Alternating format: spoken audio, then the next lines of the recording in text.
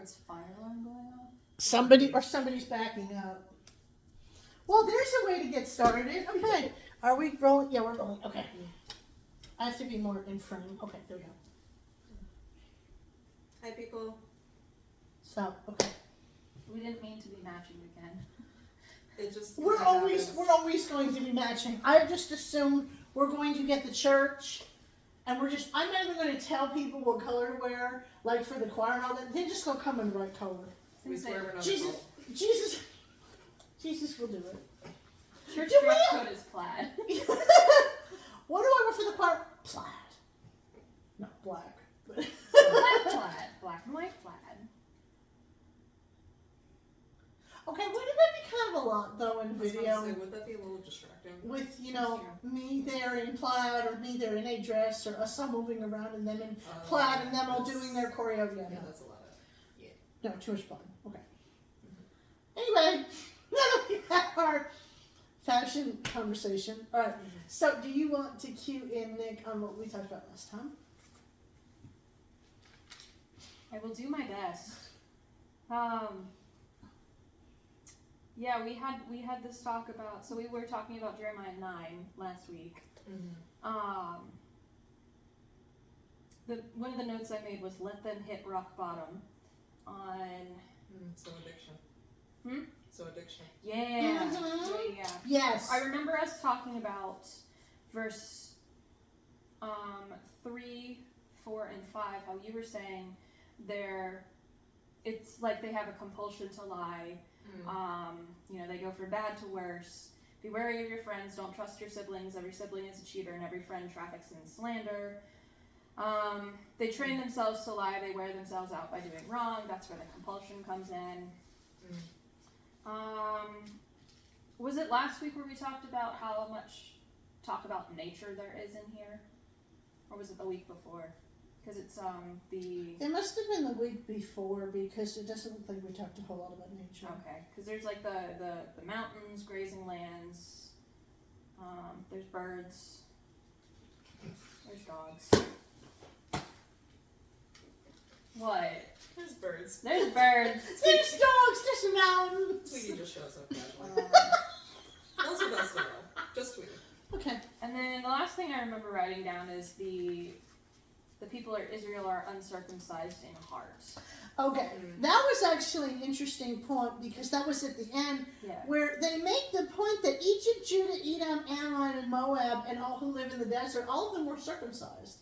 So all of the nations around Israel were circumcised as well.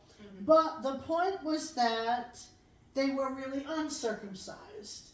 Do you have something you'd like to share, Chuck? Yeah, this translation is all out of whack. So, let me read you verses 25 and 26 of the Common English Bible. Okay. The time is coming, declares the Lord, when I will deal with everyone who is physically circumcised, whether they are Egyptians or Judeans, Edomites or Ammonites, Moabites or the desert dwellers, who cut the hair on their foreheads. Is that in your translation? What? Okay, no. Okay. All of these nations are really uncircumcised. Even the people of Israel are uncircumcised in heart. Talk about trying to not talk about something. That's... Yeah. That's a very far-fetched thing. There's no hair being cut off there. Foreheads, foreskins, yes, it starts with the same prefix, but like, no. Wow. Okay, so anyway, just for everybody who's watching by video, that's not where circumcision takes place. No. Oh my God. I would say Google it, but probably don't. Don't TikTok it either. But a song did come to my mind. Okay, do I want to go there? The Beautiful People by Marilyn Manson. Okay, you can elaborate.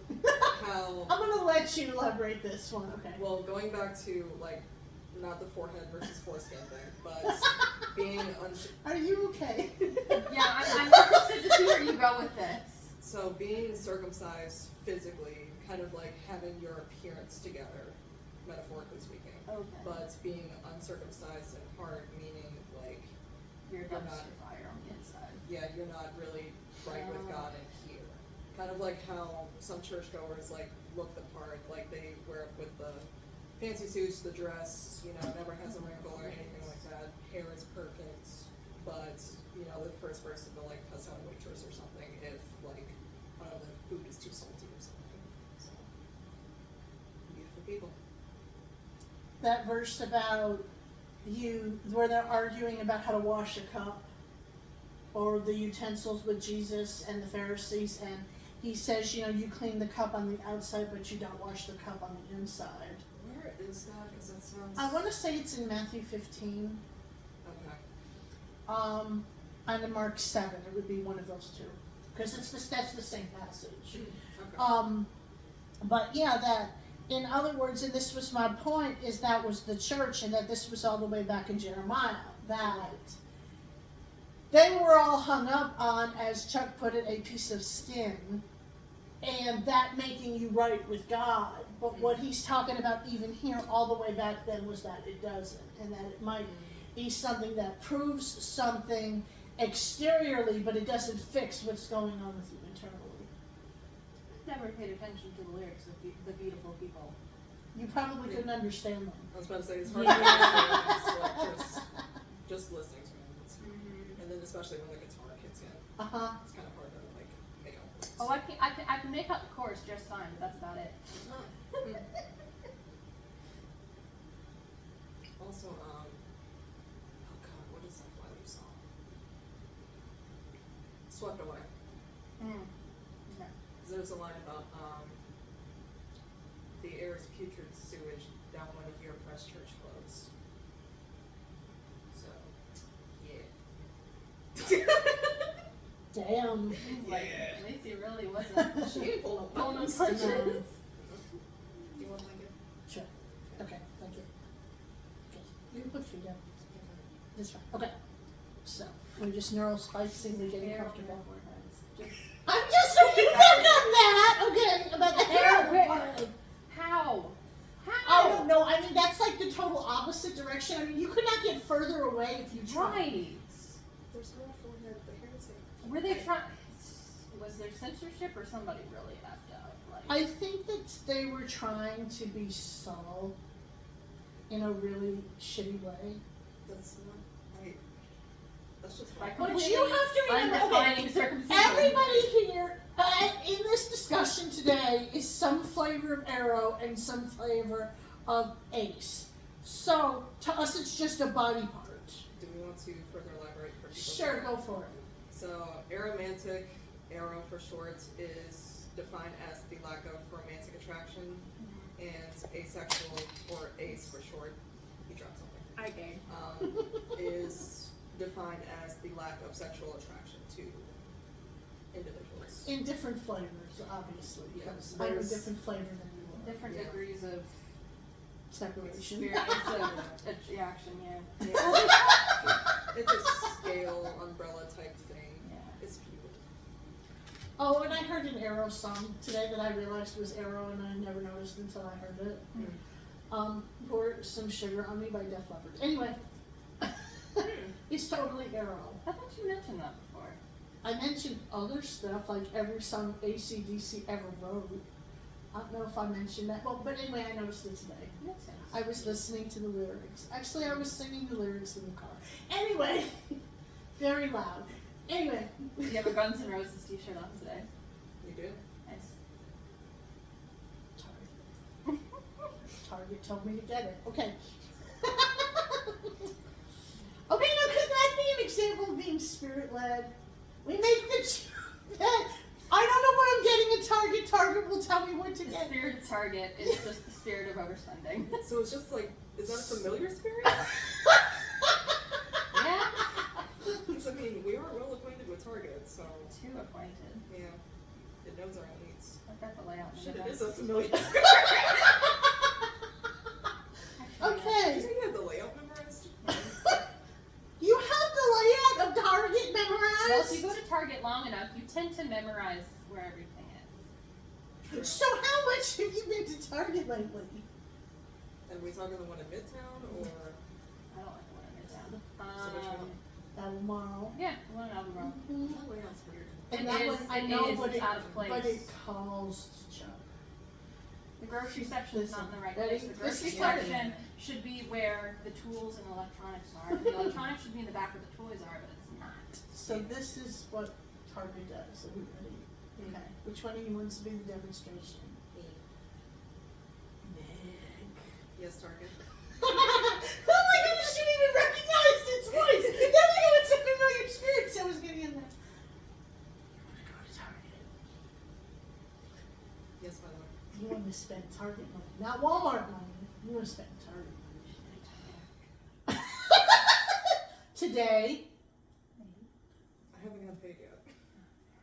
Well, no, but I said today because it's the weekend after Thanksgiving. Oh. You want to go to Target today? Yeah. See, that just proves it's a spirit. We should go to Target after church.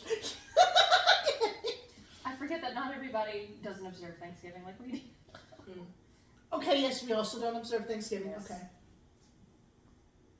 We don't think that we have to stuff ourselves full of bird in order to be thankful. Anyway, I mean, I still like the food. well, but we don't have to eat it on Thanksgiving. So can we have like Thanksgiving food another time? Yeah. Sure, why not? I miss the food. Why not? But We what were part talking- of the food? How do you feel Just- about turkey? You don't know that? No. Child, I like turkey. You don't like It's- turkey? I don't like turkey. Okay. Granted, I'm from a white family, and so, you know. What is it's the always- wait? The turkey I've always had was really dry. Okay, Oh, yeah, okay, they ruined yeah, it all for right, you. okay, They and it ruined- wasn't They seasoned- ruined it for you. Okay. I was gonna say, Because we I have was a big gonna fan. say, white people have turkey on Thanksgiving, but they didn't have it right. Okay, so you had white people turkey, Yes. So we where need to it's do dry good distance. So turkey. Yes. we need to give you turkey that's cooked properly. Yes. Okay. Honey ham is good. Yes, honey big time is very good. So what we can do one year, like Mom and I were talking about, is maybe we could do potluck. Only you are not bringing turkey. I will be the designated utensil bringer. That's fair. Okay, and we'll take care of the rest. Okay. Okay. So what else? Anyway. do you like what would be your side? So you would pick side. Cranberry sauce. Real cranberry sauce or that shit in the can? We can do real. Okay, I'm down with this. I'm just gonna say I am not serving that shit in the can. Okay. And I do not care if I get messages because I'm not saying this on there. I am not. That is not the way God intended cranberries to be. Okay, I am not you feeding you that shit And in it the makes can a funny noise. because it's space age. It's like cranberry jello. That's why everybody It likes it. is. Well, there is cranberry jello. You only see it like this time of year, but there is cranberry jello. I think I've had it. It tastes like the shit in the can. I'm telling you, it's getting what it tastes like. Right. So why sell it if it's just the... Okay, anyway. Because money. Sure. Okay. So, pumpkin pie. Yes. Sweet, well, no, sweet potato pie. Okay, you can make it. Okay. All right, you make a sweet potato pie. You're bringing utensils I'll and bring we'll cook plates and food. utensils and Okay. and Do we everything like else. stuffing? We do like stuffing. I'll make stuffing. I make good stuffing. Okay. Yeah, I make really good stuffing. That tastes like food. It doesn't taste like vomit. I can intense green bean casserole, maybe? I don't like green bean casserole. Okay, never mind. Just green beans? Just green beans, yeah. Okay. Green beans. We talking cut green beans or we talking French green beans? Cut. Because those are okay. cut. No, the French are not Thanksgiving. Okay, good. French are We can agree. bougie. I don't like French green beans. They're mushy. They're weird. They're just cut different chunks. They're just still a green bean. Anyway, okay. Mashed potatoes. Yes. Yes. With real butter. Yes. I was about to say mom's Italian. I was raised on margarine, so. Oh God! Oh no! Oh no! No! No! I The devil is a liar! No! No! Mm-mm. Raised on margarine. Butter. You have to hide the butter from me. Yes. Okay. Yes, No. we do. Yes. Cornbread? Sure. Yes. Okay. Do you know how to make? Never mind. I'll make it. I was gonna say I can make it from the box, but I'll make it. now y'all know who doesn't do the cooking around Okay. here. What else? You make snickerdoodles. I can't You do can my make snickerdoodles for snickerdoodles. dinner. Okay. So we can just do dinner because we want to do dinner. So we'll see if we can find a turkey. Oh, What? maybe pudding? What kind of pudding? Pudding I make. Rose with Yes. chia Okay. seeds. Vanilla rose, yes. Yes, the vanilla Chia rose. seeds, yes. I don't know if you make Yes. banana pudding or what. Oh no. You don't make Well, it. I can't make banana pudding. Oh, that's right. Well, I can make it, I just can't eat it. We're not making anything you can't eat. Forbidden pudding. Forbidden pudding. Okay. All right. So now that we haven't done a single bit of Bible study and we have been recording Hey, for No, 15 we talked minutes. about foreheads and foreskins. We did a recap of 9. We talked about foreheads and foreskins and that they are not the same. No. And just for the record, the skin is not the same. Anyway.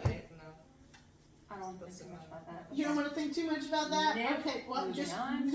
making a statement. Okay. Anyway. It's like this doesn't really come off, but... Nope. Moving on. Okay. Jesus, damn it. Okay. Jeremiah 10. Hear what the Lord says to you, O house of Israel. This is what the Lord says. So pay attention. That's it. That's pay attention, damn it. What? Targeted speaking. A 10 is speaking. Listen up, 5's a 10 is speaking. That's what they're up to. Do not learn!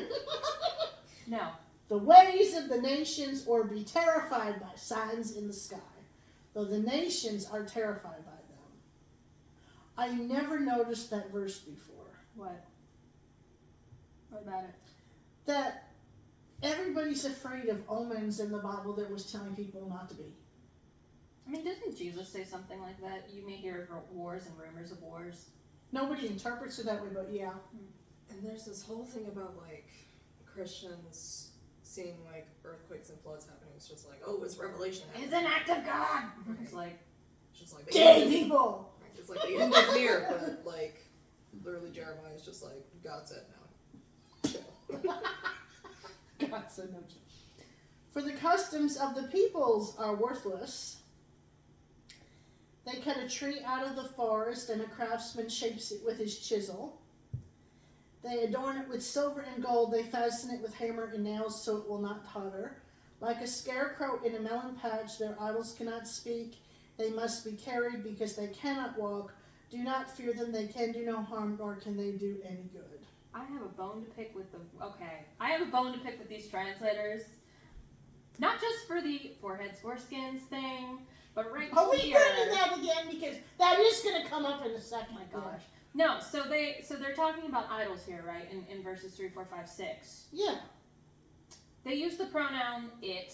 It is overlaid with silver and gold and fastened securely so it won't fall over. And then, verse 5, they are no different than a scarecrow. It's like, okay, pick. Are we talking singular? Are we talking plural? Like, keep it consistent. And they don't even mention idols at all. They just use pronouns. And I'm like, guys, come on. You need an antecedent before you can use a pronoun. Exactly. Especially when you switch the tense.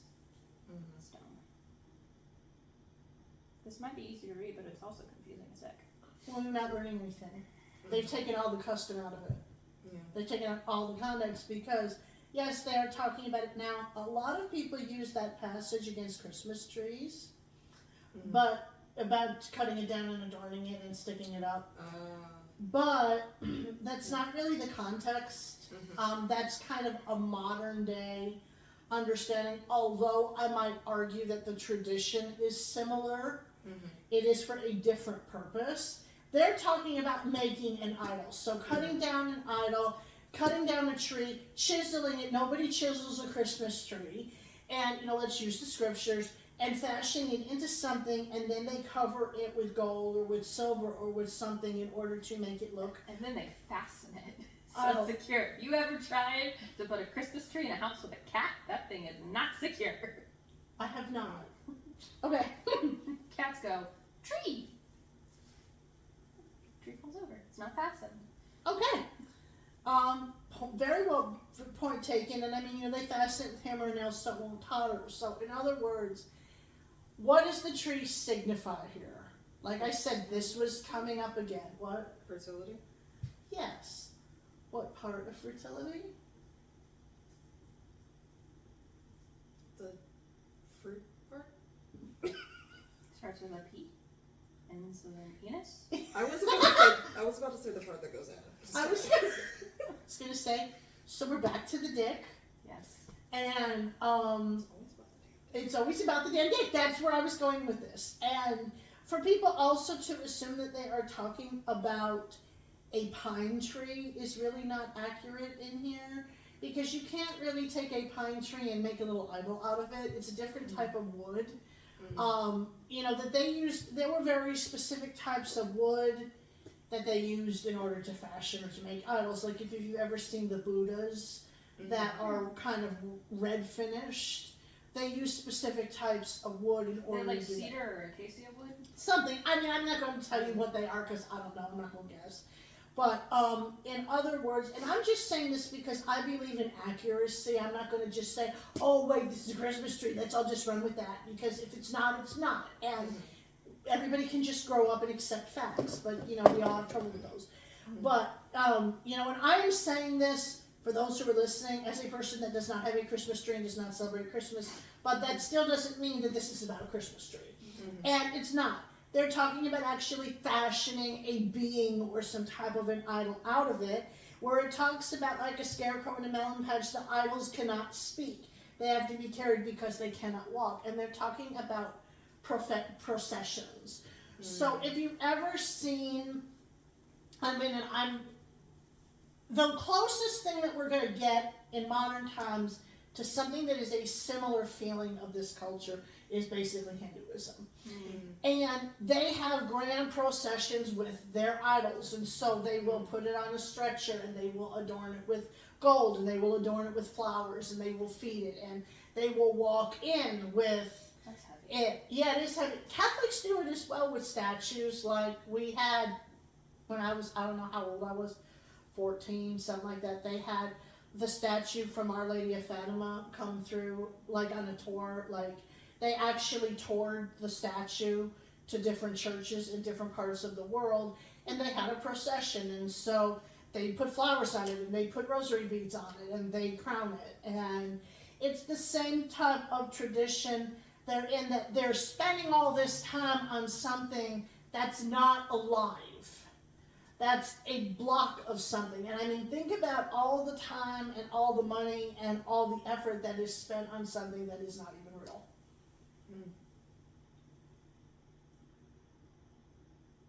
Remember in Revelation, it talks about the industry specifically that will fall. And it talks about wood and marble and stone and that those things will do it because all of that stuff related to idolatry. Like the riot in Ephesus in Acts. Yes, exactly. Yes. Yup, exactly. Because for context, Acts 19, so I literally just read this because I'm putting it in my sermon. So like Paul preaches in Ephesus. One of the dudes who made idols for the goddess Artemis, which is like, these Christians are driving away all of our business, and so they basically incited a riot with all of these other people who made these idols, and we're losing business. Yeah. Also, what were these idols fastened securely to? Well, that's a good question. I don't know. I mean, they're saying so it won't totter. It might have been sometimes they were affixed in temples, or they were affixed like in biblical times. They talk about the high places all the time. They used to put altars and shrines on hills. And the best example I can give of it is the concept of the ziggurat. Like, the higher up that you were, the closer it was going to get their attention. So they tended to put things up on high places so that they could be noticed by their gods. And they would put it somewhere, considering shrines were not always like affixed in buildings now, where it won't totter, so the wind won't knock it over. Okay. I mean, like, you could have just a shrine, like if you've ever been to a Catholic shrine, which I'm sure y'all have not. There are some in this country, I don't know where they would be, but a lot of times they're outside, and they just have like a little thing It's like the set shrines up. in Skyrim. So, Could you elaborate? Yes, in Skyrim, which is a video game, for anybody who hasn't heard, there are some shrines that are outside, some of them, of course, are in temples, but there are a couple that are usually on high places, and I don't know what the material is made of, but the base looks to be like stone or something, and some are statues that look like they're made of stone. Like here, I thought all the idols in the ancient world were made of stone, but I was like, oh, trees. makes a lot more sense. They were made out of whatever they had. Right. So trees would have been a really easy way to do it. So easier to carve than stone. You have to remember that this is and stone was probably expensive. I'm going to say that stone idols, because the Bible does talk about stone idols in some spots, that stone was probably expensive, and so you might see that with like the kings or with people who had a lot of money. But what they often would do is somebody would go and they would say, we need a household god, or hey, we're going to follow this deity. They go in the forest, they go cut down a tree, and they make one. Yeah? So is there elitism among the people who made idols? Like, if you could afford a stone idol, would you look down on people with wooden ones? Oh, I'm sure. Even if they were the same age? That's like a type of shrine that they have in Skyrim. That's really interesting. So they're kind of playing on what I would guess here is Norse imagery. Most definitely. That it would be like a Norse image. But even in the Norse gods, they had wood idols. They still had wood idols. And there's like, sometimes you go up to these shrines and there's like stuff in front of them. Yeah, I mean, it's a fictitious version of it. But the other thing I would say is, most games and most images present in games get their images from something. I mean, it's not as random as we often think that stuff tends to be. Oh no, this is very, very Norse, a little bit medieval, very much similar to D&D. And they might, by the time you get to medieval times, they probably had more stone. Then, this is way, way, way, way, way earlier than that. So they probably did have more stone by the time, you're starting to evolve. But, there was hell elitism in it. Everybody gives this impression that paganism is all running around naked in the woods hugging trees. But there is a lot of status and a lot of elitism in actual real paganism. So even if they're the same image, or if one was stone and one was wood, the wood one wasn't good enough? It's like your version of the wine on it. It's like, oh, you drive a Cadillac? How quaint. I was going to say, it's not that it wasn't good enough. It's that we're talking about elitism. It's that it wasn't good enough. It's that this one is superior or better, or I have more money, so I can buy this one. Look at your little piddly thing over there. Look at my big stone one. Now think about that and think about men. Measuring concepts. That's what I was thinking. Again, back to the damn dick. Yeah, sorry. There's nothing new under the sun. No, and so we're just, and if you think about it, it's still an idol whether we're measuring cars, or we're measuring if your bag is designer or off-label, or it's the same competition, it's just different things. And that's the whole point. I mean, I think that there actually is a chapter in here somewhere, I don't remember exactly where it is, but it really kind of points out, in the footnotes, idols are idols, it's not about the thing. It's not about whether it's uncircumcised or circumcised or a Lincoln or a Ford. It's not about the thing. We make it about the object. It's about what's behind the motivation. And that's why it never gets addressed. Exactly, why we don't deal with it. Because we would rather, look at it from a different perspective. In one of my Bibles, I think it's in my NLT, it's a women's study Bible. They say that they unearthed or they discovered a golden calf. That's fine. They discovered a golden calf in some excavation or something that was like it. It wasn't exactly the same, but it was gold and it was a figure and it was something. I don't know if it was a cow or a bull or what, but it was some bovine variety. And they make a point of how surprised everybody was that it was really kind of small, that it wasn't, the size of a room, that it was, maybe this big, and it sat on an altar, so, like we're talking about.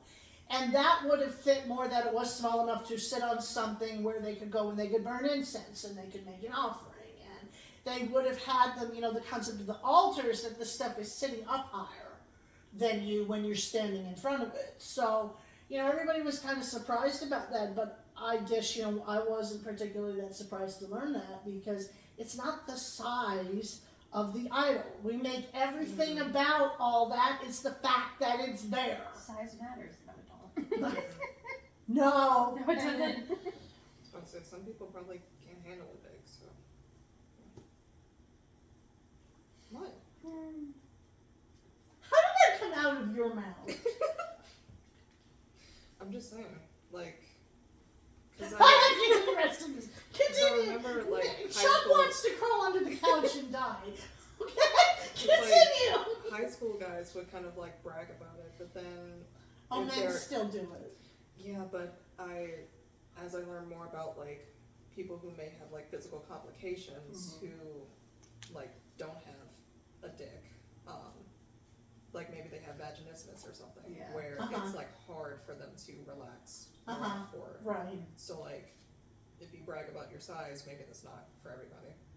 Well, I've had plenty of people, and, you know, we're going to go here and we're recording, where they all start bragging, and I tell them outright, you know, it's not necessarily a selling point. First of all, the only place men are 10 plus is on the internet. And they don't think we're smart enough to figure out that if we meet them in person and it's only, you know, 4 inches, that we can tell there's a difference in 6 inches, that type of thing. But the point is that bragging that bigger is always better is not necessarily a fact. Right. Different people need different things. Right. So. And if you look at, I read a stat, I was reading an article somewhere on the internet, where they did this whole thing that the average size of certain sex toys that we will not mention since this is going on YouTube, but everybody can figure out which ones I mean, that the #1 sellers are average sized.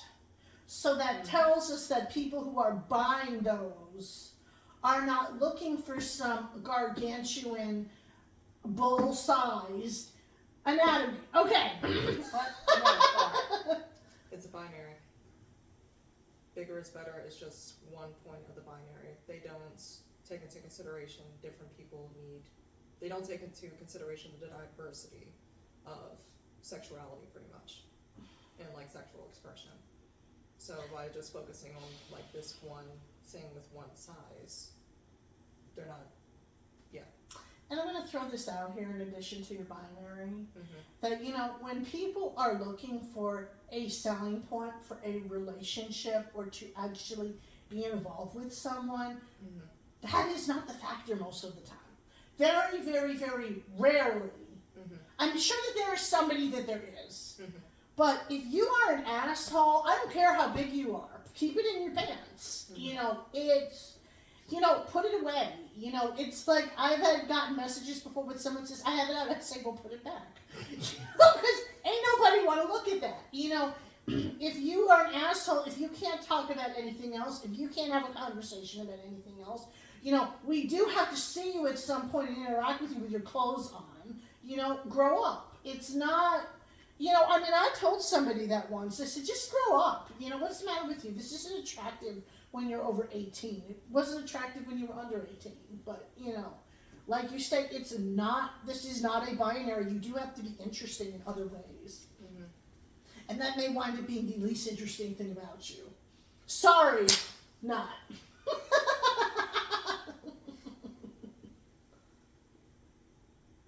Shall we go on? I was about to say, are you okay over The there? sex repulsed asexual is wanting to move on. Yeah. Anyways, Absolutely fine.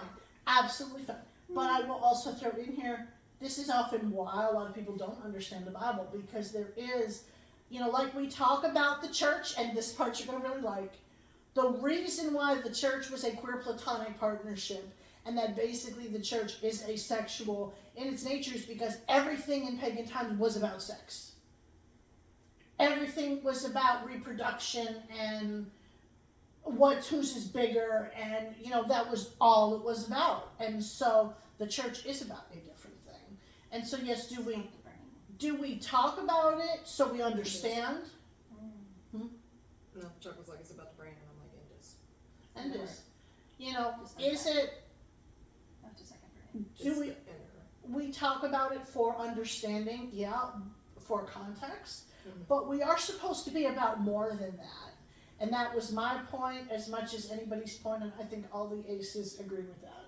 That we have to evolve to be about more than just that. There are other things in relationships. There's more body part than just that one.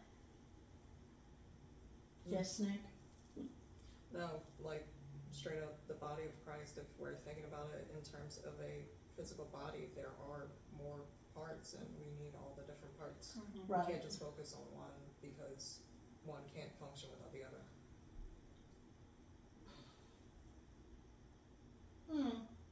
And God wanted us to think about more than just that. And so that was the body analogy. That's why that was given to us.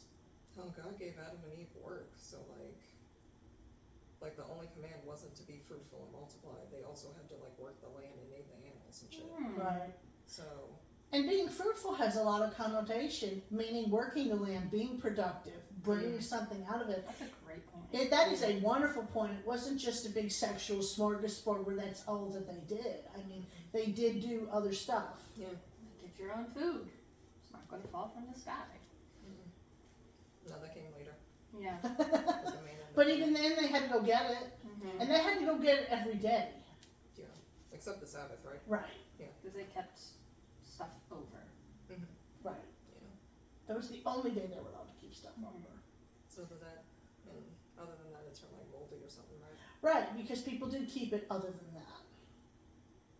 Doesn't it just sound like human nature, though? Oh, of course. Like, God says, all right, go collect it, so I'm just going to take a little bit more, even though you told me not to. And then it's like... Scarcity. I'm going to stockpile all this stuff. Like God, we it said. was a toilet paper back then. Oh! That's a great analogy. The toilet paper. I was going to say, so God ain't into prepping, doomsday prepping. Yeah. What does it talk about even in the Bible?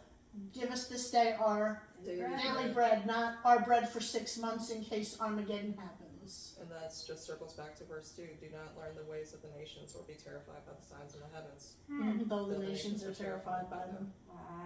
And so that is supposed to be a thing. We are not supposed to be afraid. And isn't that the total opposite of what we're doing in church? And I'm also going to throw this out here. Let's talk about how actually pagan the church today is. It's all about the dick. It's all about rules. It's all about fertility. It's all about gender. And it's all about prepping and overstocking and having this and that and something else. And doing stuff to speed up the rapture and the coming of Christ. Yeah. Because we can totally force God's hand like that. you know what I would love to think, how God is. I mean, God probably isn't like this, but I am. So, one of the moments that, maybe somebody actually did predict a date for the return of Christ, or they actually were at that date, and then somebody did something to try and hasten it, and God's like, now we can wait. Y'all ain't ready for this, just like they say in the churches, y'all ain't ready for this, so God just, kind of sits there and, I'll wait.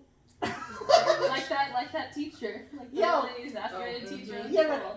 I'll wait. And you're like, hey, Jesus, you good? Yeah, okay. Well, stay here a little longer. Yeah, great, okay. Okay. Verse 6. No one is like you, O Lord. You are great, and your name is mighty in power. Isn't there a song? Probably You are great, you do miracles so great, there is no one else like you. Oh, that's not what I was thinking of. What were you thinking of? I'm trying to think of the name. Okay.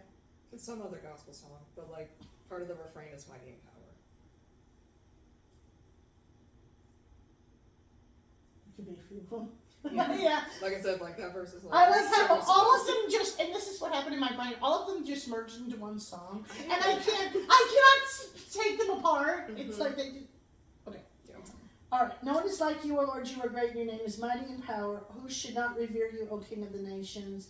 This is your due among all the wise men of the nations, and in all their kingdoms. There is no one like you. They are all senseless and foolish.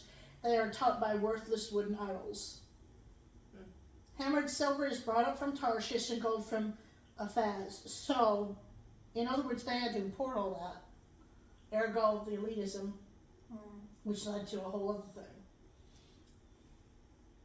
And there's a message about what you base your economy off of too. Oh yeah. What the craftsman and goldsmith had made is then dressed in blue and purple, all made by skilled workers. But the Lord is the true God. He is the living God. the eternal king. When he is angry, the earth trembles, the nations cannot endure his wrath. So, in other words, God isn't one of these worthless gods, and we can see God is living, God is active, God does stuff, God controls the world, God. Tell them this, these gods who did not make the heavens and the earth will perish from the earth and from under the heavens. That verse is in Aramaic. That's interesting. I guess he wanted to make sure everybody understood it. But God made the earth by his power. He founded the world by his wisdom. He stretched out the heavens by his understanding. When he thunders, the waters in the heavens roar. He makes clouds rise from the ends of the earth. He sends lightning with the rain and brings out the wind from his storehouses. So it's like I've said, it's more than that the idols are false or fake in that they don't exist. It's that they lead us to false ideals. That they are literally false. They are literally false sense of security. Yeah, they are a literal illusion. That it's more than just that, oh, there's these idols and they're fake or they're not really real. They are literally not real, and they lead us to false senses of security, and we put false hopes in them, and they aren't really real. But we treat the falsehood as reality and then get our world crushed when the reality we thought was legit isn't. It's like wealth. And even like the deconstruction process with, I'm going to see if I can define this correctly for those who aren't that familiar with it, but basically the process of like going through what you were taught in your faith and just kind of like breaking that down, seeing where maybe the doctrine wasn't wrong or it was really toxic, and well, that's kind of the same thing. And then stripping it down to the bare bones to see if you choose to, what you can build back up from that. Is that right? Yeah. Okay, cool. Teacher approved, so we're good. But where was I going with that? Oh, I don't know, but it sounds good. Go on. Like how you grew up evangelical, I was Black Baptist, and you were like Catholic. We both found out some elements of the doctrine weren't, one, sound, and two, healthy. So we had to go through that, and that was kind of shocking. Yeah. To all of us. So it was, I'm not going to say it's traumatic, because I feel like that's too strong of a word, but it's definitely a little like... bit. Mine was traumatic both times, both with Catholicism and then in holiness. Both of them both were traumatic. Because I was gonna say, like, with my experience, you know, when you go through that kind of, like, at least in my evangelical circles, it was pretty much like evangelical Christianity is the only true and valid form of Christianity. Right. And so when you start to question that, then all the people in your network who still believe that evangelical Christianity is the one true valid form of Christianity, they'll be just like, oh, you don't believe this anymore? Like, even if you don't believe in evangelicalism, but you maybe like ascribe to a different type of denomination or something, they'll still be like, you've pretty much walked away from the faith. No, that's the assumption, is that nothing but them is in. Oh yeah, so I've like lost hella friends over this. Yeah. So I would say that's traumatic. Okay, But, sure. Yeah. But I mean, you're upending your worldview, so like that can also be pretty hard on the brain. yeah, this is a lot to process, because you believe this for X amount of years, Yeah. and if you were raised like that, then that's kind of your foundation. So when you have to strip all that away, it's a lot. You gotta start over. Yeah. I think deconstruction, it's like I've said, if we're going to be honest, Jeremiah's entire book is deconstruction. And if somebody was going through that process, I would tell them to read Jeremiah. Because I think it can be really good for examination. And I think that it can really help us to kind of put things in focus. That, because deconstruction, and what I would say about this, and y'all already know this, that can lead to idols too. If you don't do it right, and we all know people who have not done it right, if you really aren't doing it at a certain point for the right insight and for the right reasons, you can wind up in a really, really big mess. Spiritually, and I'm not even going to say theologically so much as that you really don't know who you are before God. And the goal of deconstruction, I always was under the impression is that's what we're supposed to be finding out. Mm-hmm. When we take away everything that everybody told us about ourselves, we're supposed to be figuring it out and building upon that. I would kind of argue that deconstruction properly done involves a reconstruction, because some people just stop at the deconstruction. I agree. It's like alchemy. Oh, yeah. Because alright, so resident anime nerd over here. There is a show and manga, whatever, series called Fullmetal Alchemist. And there is a character named Scar, and I don't think this specifically happens in FMA, but I think it's more Brotherhood, that one of his arms is tattooed and different symbols create different effects in the show. Mm-hmm. So with one of his arms, it stops at the deconstruction process. So that's why whenever he uses it, everything just kind of explodes. But with actual alchemy, it's the understanding the matter, deconstruction, and then the reconstruction. Mm-hmm. So Scars just stops at the deconstruction. Dang, I didn't pick up on that. Well, and I think that that's the point, is I think that some people like the deconstructing, they like the taking everything away. And I think that that's where we could get into that it can feel powerful at a certain point in time, Yeah. and it can become that destructive concept can become its own idol, and then they don't reconstruct. But right, the purpose of deconstruction is to reconstruct. It's not just to leave it as that lot that sits there in Gastonia off of some road. I don't remember what road it is offhand, but that obviously there was something there, but now it's just this big concrete cracked slab because they didn't put anything else on the spot. And somebody owns that, and somebody's not building on it. Mm-hmm. So, yeah, there's no purpose if we don't reconstruct when we deconstruct. It's a worthless faith, you know, Right. if you can call it faith. It's just kind of like self-destruction in a way. Yeah, and I think it becomes that way. Mm-hmm. Definitely gives you reason to hate everybody. Some people like that. Well, Scar kind of had a valid reason. and that's kind of the point you made about Nahum, that, you know, it's okay to be blank around and find out for a while. Yeah. But at some point in time, we have to have something else. And I think that that's what people are missing when they are studying the Bible and when they are studying faith, because we have only heard people's feelings about various Bible passages for years and years and years. All we have heard is narration. But we haven't considered that if we take it all kind of together, there is something at different points of everybody's faith in the Bible. And so maybe you are Nahum for a little while, but at some point in time that becomes not enough. And so that's why we have so many different perspectives and so many different things. It's because we are going to go through different cycles in our faith. Some Dacia Nahum, other Dacia Malachi. Did you have to do that now? Yes. Would you like to elaborate for those of us Yes. who aren't familiar with those prophets? So, Nahum is basically the God these people have disrespected you. They've disrespected your name. They've disrespected your covenant. You need to get these people now before I cancel And them. dishonor on you, Dishonor on your cow. cow. Yes, there we go. That's Nahum. Mulan. All Yeah, right, pretty much. that's Nahum. Okay. Yeah. So what about Malachi? Malachi is the one that's just like, look, It sucks and I hate it here. yeah, it sucks. I hate it here. The structure is whack. Y'all need to be doing it this way, but you ain't. So yeah. The structures. It was, because he was just about like, y'all leaders ain't doing what you're supposed to be doing. This Like, sucks and I straight up. hate it here. Yeah. Mom, pick me up. I want to go home. That I hate my boss. I hate my boss, I hate my job, everyone's incompetent. No one knows what they're doing. Who's in corporate America? Moo. Okay. Alright, verse 14. Everyone is senseless and without knowledge. Every goldsmith is shamed by his idols. His images are a fraud. They have no breath in them. They are worthless, the objects of mockery. When their judgment comes, they will perish.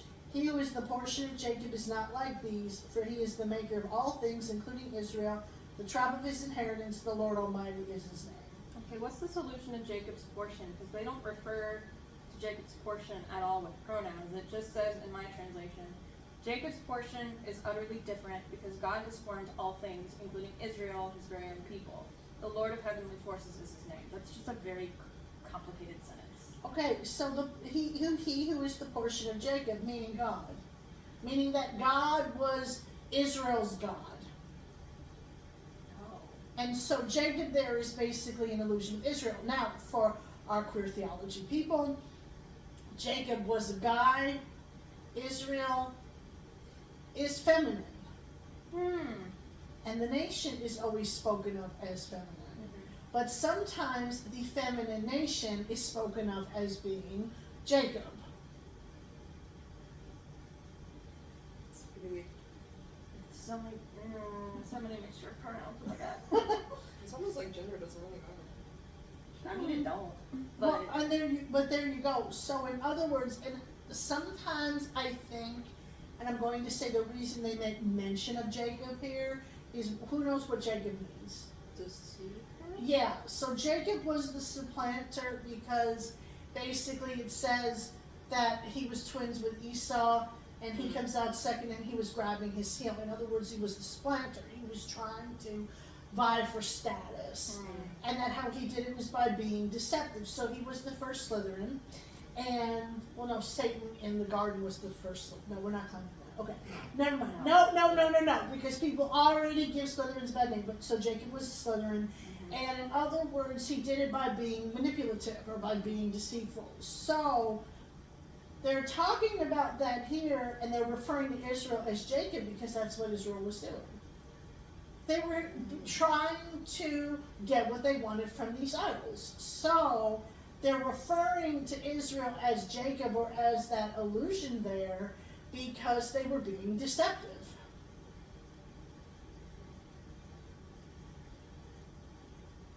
So in the portion is God, who's the maker of everything, and then it says including Israel.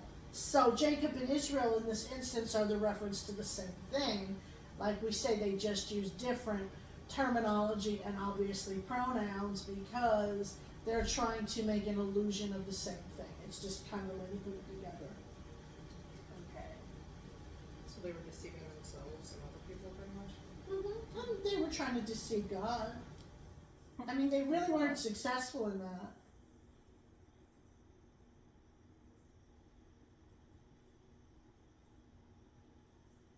So he was their portion, God was their portion, and Israel was his inheritance. His, as in Jacob. Whose inheritance? God's inheritance? Including Israel, for he is the maker of all things, including Israel, the tribe of his inheritance. Yeah, in other words, God's. Okay. So Like we're saying, too many pronouns. Yeah, so in other words, was the tribe of his inheritance. In other words, he was their, Israel was his people, and he received of them. That's the context. Or he was supposed to receive of them, and said he got them, so.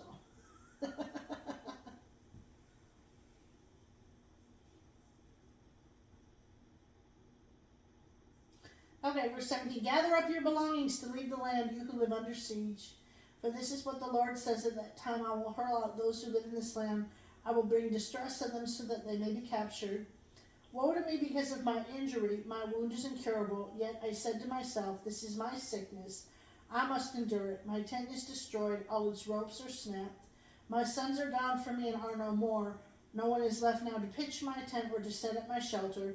The shepherds are senseless and do not inquire of the Lord, so they do not prosper, and all of their flock is scattered. Listen, the report is coming, a great commotion from the land of the north. It will make the towns of Judah desolate, a haunt of jackals. So, in other words, the Assyrians are coming, and the people will be left in destruction. Who's this, how terrible for me due to my injury? Is this Jeremiah talking? Can I look at godrules.net on your phone? I have to look up the concordance because, to be honest, I'm not sure if that's God speaking, Yeah, if that's Jeremiah speaking. I have the hardest time reading the prophet books because the narration changes so intermittently and it's not very clear who's And they speaking. don't clarify it. No. And that's I mean, I wouldn't trust the writers of this version to clarify it. Anyways. But I have to look up Strong's because I'm not actually sure myself, because 18 says, "For this is what the Lord says," but then there's the end of that quote at the end of verse 18, and then there are no quotes. And then why would God be saying, like, how terrible for me due to my injury, my wound is terrible, this is my sickness, I must bear it, and then talks about all my children are gone for good. So well, it's but like, he could say that because he's pointing out how hard this is. Okay. And it could be Jeremiah, like, speaking for the people as well as himself. Okay, because I was like, Jeremiah doesn't have any biological kids. He's not married. No. He can have spiritual But kids. he could have spiritual. This was his spiritual responsibility. 19. Stand on spiritual single father. That's a lot of child support. And the kids didn't make it easy.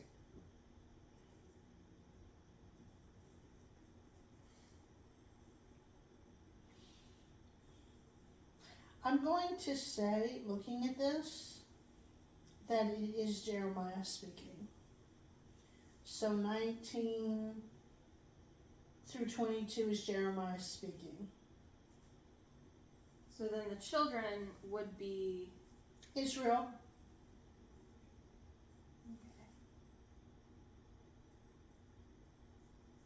Because they kind of word it as like spiritual responsibility, like you said. So Mm-hmm. had to lead that black parade.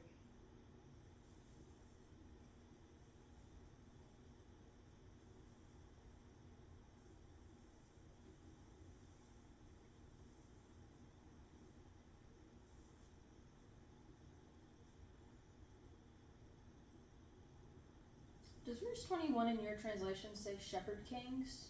No. What What's does it yours say? say? The Ra'al, which is a primitive root to tend a flock, pastor it, so that's a shepherd. And then there's 8802 is another word that they don't define here, so we're going to go to this link. Stem. No, it's just shepherds. Because mine says the shepherd kings. It could actually probably be, looking at it, I think it's a play on both. I mean, this is, 3-minute exegesis, that I think that it's God speaking through Jeremiah. In other words, Jeremiah's anguish is what God is feeling, but it's not a direct quote. Okay. That, in other words, prophets feel what God feels sometimes. Yep. And so that's a whole very, very challenging and difficult thing in and of itself. Yep. So it's like Jeremiah took it on himself. Yep. Verse 23, I know, O Lord, that a man's life is not his own. It is not for man to direct his steps. Correct me, Lord, but only with justice, not in your anger. Lest you reduce me to nothing. Pour out your wrath on the nations that do not acknowledge you, on the peoples who do not call on your name, for they have devoured Jacob. They have devoured him completely and destroyed his homeland. So there again, Israel is being spoken of as Jacob, and that in other words, they got devoured in their own idolatry. They got devoured in their own deception. Got a little Megan in there too. A little bit, yeah. I'm glad we're going through this because there's just so much. Mm-hmm. It's like you almost cannot read this just straight through. You got to stop like every couple of verses to really study it. Right.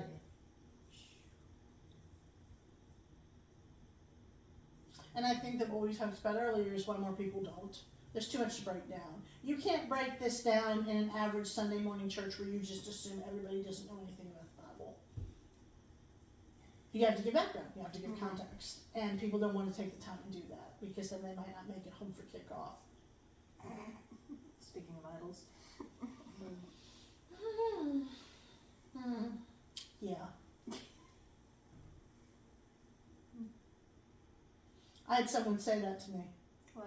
Oh, we have church at 1. Oh, well, that's when kickoff time is too. And I said, Oh darn. I said, No, we have this thing called a DVR. I said, nobody cares about that at Sanctuary. Oh, well, that's wrong. And I said, yes, I'm sure Jesus would love to know that he comes after football. And then I didn't get another response, which was fine. I felt vindicated. Oh, that's wrong. Oh, that's wrong. Okay. Save my thoughts because we're being recorded. It's fine. Well, I can turn it off. All right. I mean, I think we're done anyway. Yeah, I was going to get ready to turn it off anyway. All right.